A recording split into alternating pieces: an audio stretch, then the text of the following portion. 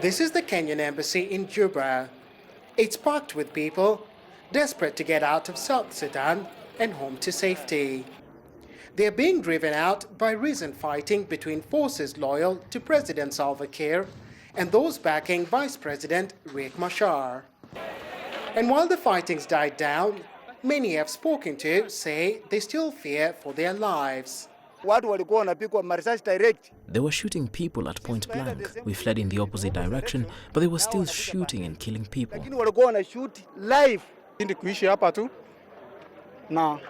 We don't see any hope. There is shortage of food and supplies are not coming from Uganda.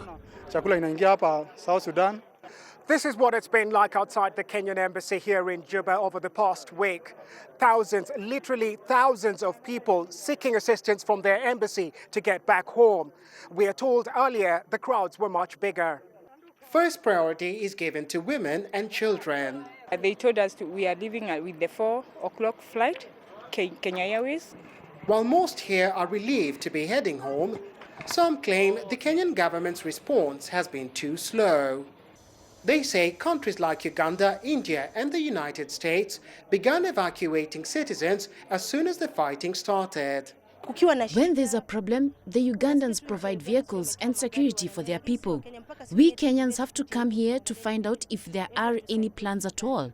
Meanwhile, South Sudan's government doesn't see what all the fuss is about.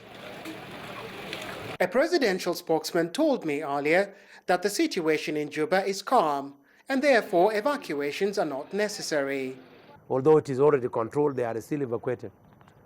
They should have stopped the fighting to evacuate people at the time when there was still fighting. On the 7th, on the 8th, the 9th, the 10th. But now there's no any other fighting. Why would anybody think to evacuate his citizen?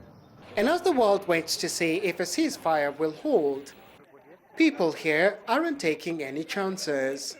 This group plans to leave with or without the help of the Kenyan government.